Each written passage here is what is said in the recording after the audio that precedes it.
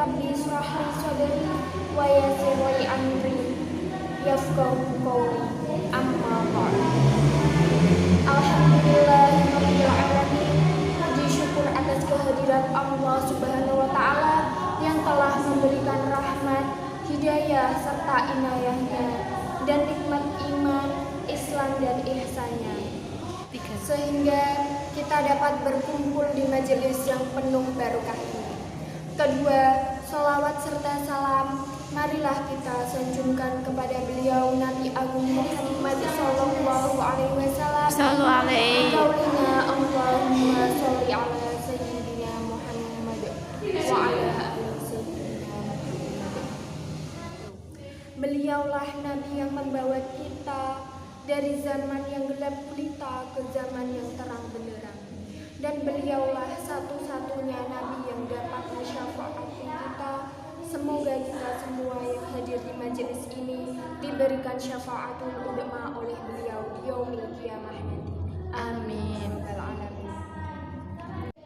Marilah kita sebagai umat muslim bersama meningkatkan iman dan dengan cara bertakwa dan beribadah kepada Allah Subhanahu wa taala. Dan salah satunya ialah dengan sholat 5 waktu. Ma'asyarul muslimin wal muslimat yang dirahmati Allah.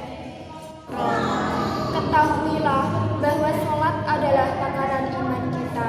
Dan pada hari ini insya Allah saya akan menerangkan tentang sholat adalah takaran iman kita. Saudaraku umat muslim, bagaimana hubunganmu dengan sholat? Apakah kamu selalu mendirikan sholat? Ataukah kamu termasuk orang yang melalaikannya? Dan tentu contoh pelalaian sholat diantaranya yaitu: yang pertama, seorang mengerjakan sholat pada waktu tertentu dan meninggalkannya di waktu tertentu.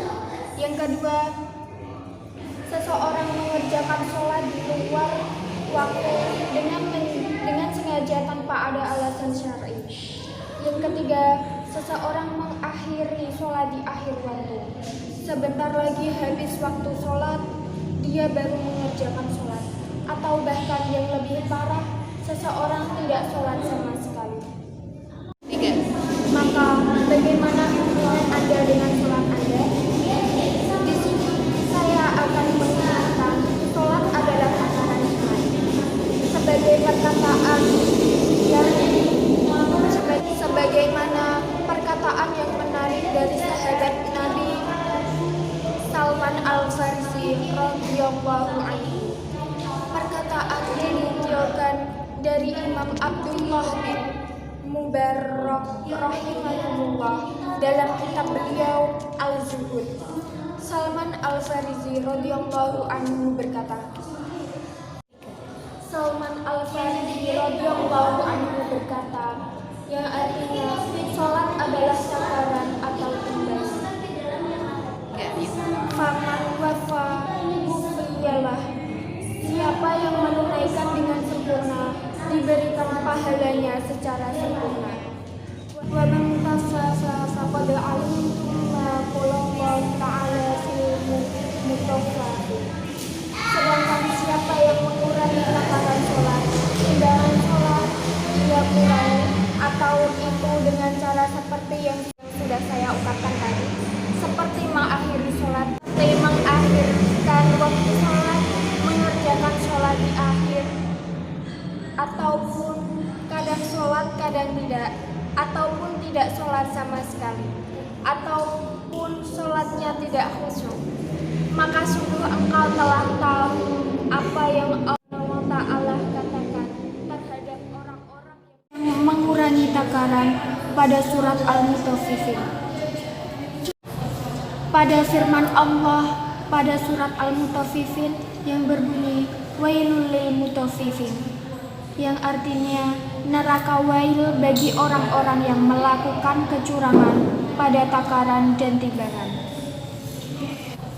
Pada firman Allah pada surat Al-Mutaffifin yang berbunyi wailul lil mutaffifin, yang artinya neraka wail bagi orang-orang yang melakukan kecurangan pada takaran dan timbangan. baik dia itu mengurangi takaran kalau seandainya dia jadi penjual, atau dia meminta tambahan takaran dan timbangan kalau seandainya dia jadi pembeli. Itu semua akan menjadikan wail. Apa? Pemirsa yang dirahmati Allah Subhanahu wa taala, sebagai ulama mengatakan wail adalah waida fi jahannam, lembah dalam neraka jahanam. Baidul qa'ri khabisut ta'mi, yang sangat dalam tapi baunya busuk. Kita tahu kalau ruangan semakin dalam maka habis oksigen, susah bernafas. Ini ditambah dengan bau yang busuk.